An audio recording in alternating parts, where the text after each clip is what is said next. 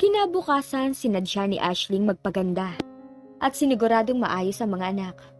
Kasama niya si Vina at Nida. Sinadya niyang mas maagang dumating sa simbahan. "Mommy, I wanna buy cotton candy!" Pangungulit ni Jello sa ina. Pinasamahan na ni Ashley kay Nida ang kambal upang mabili ang gusto. "Girl, look at them!" Pabulong na tura ni Vina sa kaibigan. Sinundan ng tingin ni Ashley ang tinutukoy na kaibigan. Talaga ngang sumama si Justin at parang tuko na kumakapit si Beauty sa braso nito. Ang abuela, nahuli sa paglapit sa kanya kasama ang kanyang ama at tiyuhin. May isa pang babae at tiyak niyang yun ang nobya ng kanyang ama. "Ashley, siya bang sinasabi mo kagabi na kasama mong ipapakilala sa amin?" Halatang nagpipigil ng tawa si Elizabeth habang tinuturo si Vina. Pasimpleng na itakip ni Melissa ang palad sa bibig at pilit sinupil ang ngiting nais sumilay sa labi nito. Si Beauty, hindi maitago ang mapangmatang titig nito kay Vina. At si Justin, anime Greek god na nakatayo sa harapan ng dalawa at nagmamalaki bilang isang tunay na lalaki. "Excuse me? Hindi ka naman siguro hangal para isiping ako ang nais ipakilala sa inyo ng aking kaibigan." Nakataas ang kaliwang kilay ni Vina at iningusan si Elizabeth. "Ako bang sinasabihan mong bakla ka?" Nanlaki pati butas ng ilong ni Elizabeth dahil sa galit kay Vina. Umikot ang mga mata ni Vina bago nag-clip ng buhok kahit maiksi yun. Bakla ito pero hindi lantad sa publiko. Sa unang tingin nga dito ay mukhang makisig dahil gupit at ayos, lalaki pa rin ito. "May iba pa bang tao dito?" Umaktong natatakot si Vina. Natawa si Ashley sa kaibigan at luminga pa ito sa paligid at baka may multo. Gusto sanang murahin ni Elizabeth ang bakla ngunit pinigilan siya ni Melissa. "Ashley, apo, nasaan ang kambal?" Hindi na makapaghintay si Lara na makita ang apo sa tuhod. Nagtatanong ang tingin ng lahat kay Lara at walang idea kung sinong hinahanap nito. Sasagutin sana ni Ashley ang abuela ngunit biglang nagsisigaw si Jello habang tumatakbo papalapit sa kanila. "Mommy! Mommy! Look what I got!" "Hey, slowly at baka madapa ka!" Saway ni Ashley sa anak at natuwa sa hugis pusong cotton candy. Sabay na bumuka ang bibig ng lahat maliban kay Lara. Gulat nang makita ang cute na bata at tinawag na ina si Ashley. Naikuyom ni Justin ang kanang kamao habang nakatitig sa mukha ng bata. Hindi niya akalaing ang bilis na pinalitan siya ni Ashley sa puso nito. Tansya niya nasa 4 na taon na ang bata. "Hello po!" Nakangiting kumaway si Jello sa matandang babaeng nakatitig sa kanya. Bagyang yumuko si Lara upang magpantay sila ng bata. Ang cute nito at kamukha ni Ashley. "Lola, siya po si Jello," pakilala ni Ashley sa anak bago binalingan ng ama na mukhang shock pa rin nakatitig sa kanyang anak. "Dad, pasensya na po kung ngayon ko lang sila ipinakilala sa inyo." "Sila?" Naitanong ni Jessie at nasa mukha rin ang pagkagulat. Nakangiting tumango si Ashley sa tiyuhin bago tumingin sa bandang likuran at tinanaw ang papalapit na isa pang anak. Sabay na tumingin ang pamilya kung saan siya nakatanaw. Kita sa mukha ng mga ito ang pagkamangha habang nakatitig kay Gabby. "Gosh! Kung ganun ay talagang totoong may nangyari sa inyo noon ni Vina at silang naging bunga?" Nasabi ni Elizabeth habang nanlalaki ang mga matang nakatitig sa dalawang bata. Napaubo si Vina at mukhang nasamid dahil sa eksaheradong pamimintang tanong ni Elizabeth. Bigla siyang napatikhim nang makitang nagsalubong ang kilay ni Gabby habang masama ang tinging ipinukol sa babaeng hindi pa nito kilala. "I don't like your sense of humor. Are you joking or mocking our mother?" Ang confident sa aura ng mukha ni Elizabeth ay biglang naglaho. Ang nang-iinsultong tingin ay unti-unting napalitan ng galit kasabay ng mariin na paglapat ang mga labi nito. Daig pa niya ang nasampal at napahiya sa harap ng pamilya. Paano naman kasi? Ang pumuna sa ugali niya ay isang batang lalaki. "Gabby, she's your grandma." Mahinahon na saway ni Ashley sa anak pero hindi niya rin maiwasang mapangiti sa narinig. "Nakita mo na, pati ang bata hindi natuwa sa ugali mong judgmental." Inis na sermon ni Jessie sa asawa. Inirapan ni Elizabeth ang asawa at dinagdagan pa talaga ang pagkapahiya niya sa kanyang sarili. She was insulting you, Mommy? What if Papi Vina is our biological father? Why does she have to ask you sarcastically? Family should not ask like that. Napipilan sina Melissa at Beauty. Tama ang bata at daig pa nito ang matanda kung magsalita. Minsan talaga ay nainis si Beauty sa ugali ng ina. Siya ang napahiya dito ngayon. At naroon pa si Justin na tahimik lang habang nakatitig sa mga anak ni Ashley. Bigla rin siyang nainggit. Kung hindi niya pinalaglag ang pinagbubuntis noon, ay kasing laki na sana yun ng kambal. Well, halata namang kambal ang dalawa kahit hindi pa sinasabi ni Ashley. Napatikim si Liam at nakabawi mula sa pagkagulat. Sabik na nilapitan ang mga apo at niyakap ang mga ito. Lumapit na rin si Jessie sa anak ng pamangkin at natuwa sa mga ito kahit may ugali ang bata. Naging masigla muli si Lara dahil sa dalawang bata. Kung maaari lang na doon na sa mansyon itira, ngunit naintindihan niya si Ashley. Ngayon pa nga lang nagkaroon na ng problema dahil sa ugali ni Elizabeth. Pagkatapos magsimba, dumiretso sila sa restaurant upang doon mananghalian na magkasama. Palihim na sinamaan ni Elizabeth ang tingin ng batang lalaki upang sindakin ito.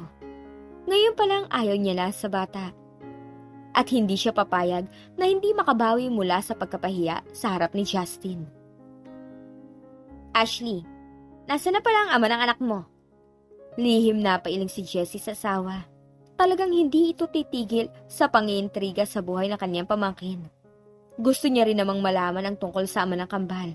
Pero ayaw niyang pangunahan ang pamangkin. Hahayaan niya kusa itong magkwento sa kanila. Why do you ask? Aroganteng tanong din ni Gabby sa babaeng nangiinsulto sa kanyang ina. Gabby! Napayuko ng ulo si Gab at humingi ng tawad sa ina. Kapag ganun ang tono ng ina, hindi nito nagugustuhan ang ugaling ipinapakita niya sa mga kaharap. Tumikhim muna si Ashley at ngumiti sa tiyahin. Mahabang kwento po kaya wag niyo nang hanapin ang wala. Tumikwas ang kanang kilay ni Elizabeth sa matalinghagang sagot ni Ashley. Tama na yan. Huwag niyo nang panghimasukan ang buhay ni Ashley. Ang mahalaga, maayos na ang kanyang buhay at masaya. Muling itinikom ni Elizabeth ang bibig nang marinig ang tinig ni Lara.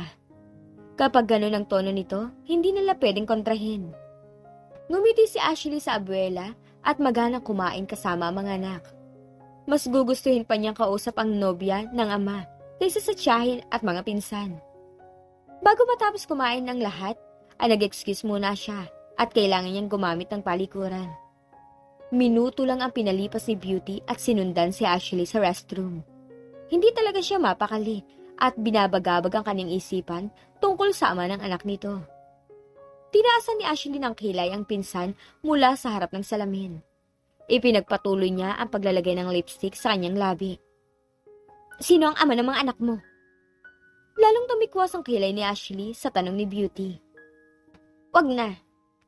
Wag mong gamitin ang mga bata para sirain ang relasyon namin ni Justin. Awang ang bibig na humarap si Ashley sa pinsan. Natawa pa siya nang makitang seryoso ito. Iniisip mo bang si Justin ang ama ng mga anak ko? No. Pero alam ko ang pinaplan mo, kaya ka bumalik. Bawi ni Beauty at hindi niya matanggap na maaaring tama ang kanyang hinala. Lalong natawa si Ashley sa pinsan. Sumandal siya sa dingding at pinagkrus ang mga braso sa dibdib, habang hindi hinihiwalay ang tingin kay Beauty. Huwag mo akong itulad sa'yo na magagamit, lalo na ang gamitin ng katawan para lang makuha ang lalaking pag-aari ng iba. How dare you? Galit na bulyaw ni Beauty, sabay angat ng kanang kamay. Mabilis na sinangga ni Ashley ang palad ng pinsan na gustong isampal sa kanyang pisngi. Don't you dare! Padaskol niyang binitawan ang kamay nito at nanguuyam na tinging ipinukol dito.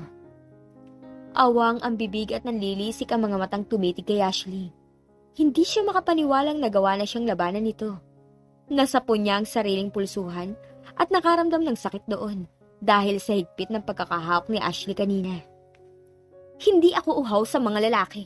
Kaya alisin mo dyan sa malanding mong utak. Yung kahibangan mong iniisip. Mula nang nagpaakit sa iyong lalaking yun, hindi ko ginusto nang magkaroon ng ugnayan pa sa kanya. Iyong-iyo na siya. At bagay kayong dalawa na parehong manggagamit. Namula na ang pisngi ni Beauty at napahiya dahil sa nakakainsultong salitang ibinato sa kanya ni Ashley. Lalo lamang siyang nakaramdam ng galit nang biglang bumukas ang isang pintuan at may isang babaeng lumabas. Ang akala niya sila lang dalawang naroroon. "Excuse me," sabi ng babae, pero ang tingin kay Beauty ay parang maruming tao. Nagkibit balikat si Ashley at ngumiti kay Beauty. Alam niyang may ibang tao sa restroom kanina at hindi niya kasalanan kung napahiya ito ng husto. "Baliw!" Galit ang tangkang susugurin niya si Ashley, ngunit muling bumukas ang pintuan at may pumasok na ibang tao. Iniwan ni Ashley ang nagpupuwis sa galit na pinsan. Paglabas niya, nakita pa niya ang figura ng isang lalaking nakatalikod. Sigurado siyang narinig nito ang mga sinabi niya. Wala siyang pakialam. Kulang pa nga ang maanghang na salita sa isang tulad nito na manloloko. Lumipas ang araw at napadalas ang sakit ng ulo ni Marlon. Mula nang hindi niya iniinom ang gamot, ay may mga nakaraanang lumilitaw sa kanyang balintataw. Bigla niyang naalala ang abuelo. Ayon sa kapatid ay hindi pa ito pwedeng bumiyahe pabalik ng Pinas dahil may sakit. "Kuya, nandito na po si Attorney Ben." Nangaarok ang tingin ni Marlon sa bagong dating. Mula nang magising siya, ngayon niya lang ito makakaharap. "Good morning, Mr. Marlon," bati ni Ben at ipinakilala ang sarili. Hindi niya magawa ang gustong gawin dahil naroon lang si Dale. Wala namang problema kung naroon lang si Dale at nakikinig. Ngunit ang gusto nito ay huwag munang i-discuss kay Marlon ang tungkol sa last will and testament nitong ginawa bago pa maaksidente. Nakamonitor siya sa kumpanya at yun ang kanyang ipapaliwanag kay Marlon. "About the girl that you want to marry, si Mrs. Williams ang nakatagpo sa kanya." Naaalalang banggitin ang tungkol sa huling pakiusap ni Dale at ang ina ng huli ang kanyang tinutukoy. "Kung ganon, totoo nga may pinapahanap akong babae upang pakasalan?" tanong ni Marlon. "Yes, sir. Kaharap niyo po ako nung inutusan mo si Mr. Melvin at pinahanap ang babaeng nagalaw ng gabing yun. Kuya, hanggang ngayon ba pinagdududahan mo pa rin ang tungkol kay Melissa?" Agaw ni Dale sa iba pang nais sabihin ng abogado. Tikom ang bibig na tumango na lamang si Ven. May katotohanan naman ang kanyang mga sinabi. Gusto pa sana niyang iduptong na nakainom ito ng droga kaya nagalaw ang babae. "Wala akong maalala at gusto ko masagot ang katanungan ng aking isipan." Hindi na dinagdagan pa ni Dale ang pangungonsensya sa kapatid at baka matrigger na naman ang ugali nitong hindi maganda. "Tama po ang inyong narinig. Lahat-lahat, Mr. Williams." Pagpapatibay ni Ben sa mga impormasyong inihayag. "Gusto ko makita ang bahay na aking tinutuluyan noon." Nagkatinginan sina Dale at Ben. Hindi alam ni Dale kung bakit alam ng kapatid ang tungkol sa isang bahay nito. Wala naman silang nabanggit tungkol doon. Ang katulong doon, napalitan na nila at nananatili lang doon para malinis ang bahay. Mabuti na lang at napaayos na nila ang lock sa silid nito dahil kailangan nilang sirain yun noon. Kailangan nilang mapasok ang silid nito upang matingnan kung ano ang mga nakatago roon.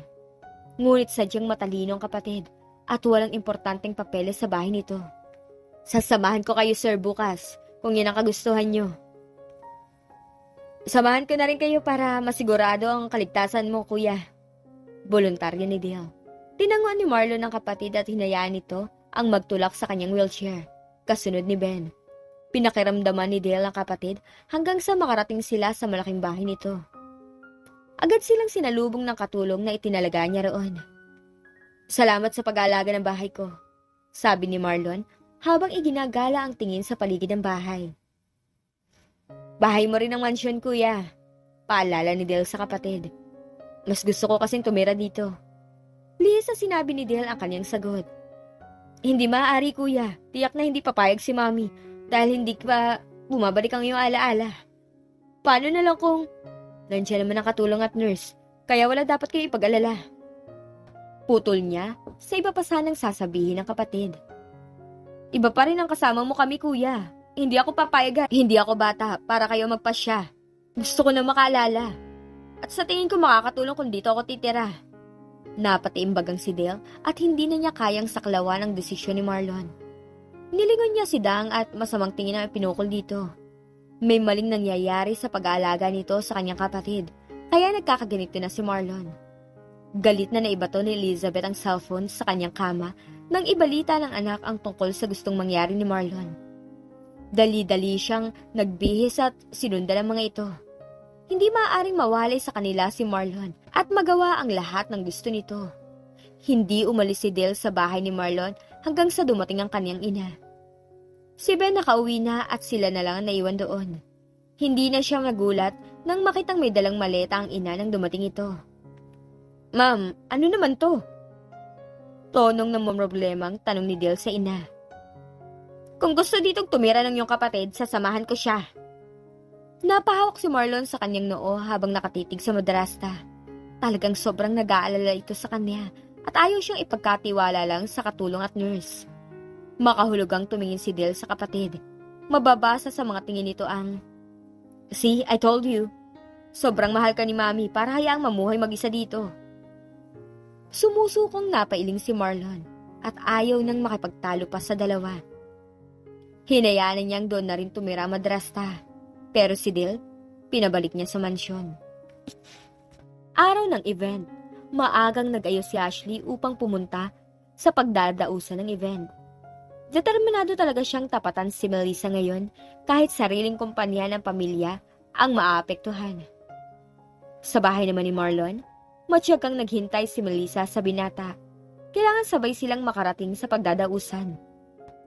Kampante siyang manatiling ang kanilang kumpanya ang mapili ni Marlon. Napatitig si Marlon sa babaeng nakaupo sa sofa. Nangumiti ito pagkakita sa kanya, nanatiling blanco ang ekspresyon ng kanyang muka. Napasunod ang tingin niya sa katawan nito nang tumayo. Matangkad si Melissa at maganda rin ang hubog ng katawan. Sa suot itong dress na kulay red at hapit sa katawan ay nagmukha itong kaakit-akit. Malalim din ang ukab sa dibdib ng suot ng dalaga na nagpalitaw dito. Hindi naman malaswa tingnan pero hindi yun nagustuhan ni Marlon.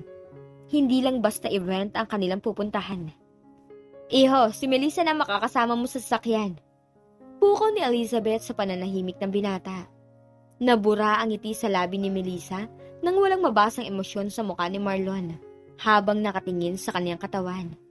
Inayos niya ang pagkakasabit ng strap ng kanyang suot na dress sa balikat. "You don't have a coat?" Nahihiyang umiling si Melissa sa binata. Sinadya niyang kalimutan yun dahil gusto nga niyang akitin ang binata. "Malamig sa pagdadausan at marami ring kalalakihang dadalo." Kinilig si Melissa dahil naging possessive sa kanya ang binata. Muli siyang napangiti at nahihiyang iniwas ang tingin kay Marlon. "I hate being the center of attention. Kapag tumabi ka sa akin na ganyan lamang ang suot, ay pwede mo na akong iwan." Biglang nabura ang ngiti sa labi ni Melissa at nakaramdam ng hiya. Inis na namura niya ang binata sa kanyang isipan dahil nagkamali siya ng assume. "Tama lang, may isa pang coat ay pinahanda si Marlon, iha. Gamitin mo muna." Mabilis na kinuha ni Elizabeth ang coat na nakapatong sa armchair ng sofa upang hindi na makaramdam ng pagkapahiya sa sarili si Melissa. Sinangisan ni Marlon ang kanyang nurse na itulak ng wheelchair sa kinauupuan at hindi na hinintay ang dalawa. Kailan nga kaya makakaalala si Marlon? O baka naman nagpapanggap lang ito? At kailan naman kaya matatapos ang pagpapanggap ni Melissa na siya ang babaeng naggalaw ng binata noon?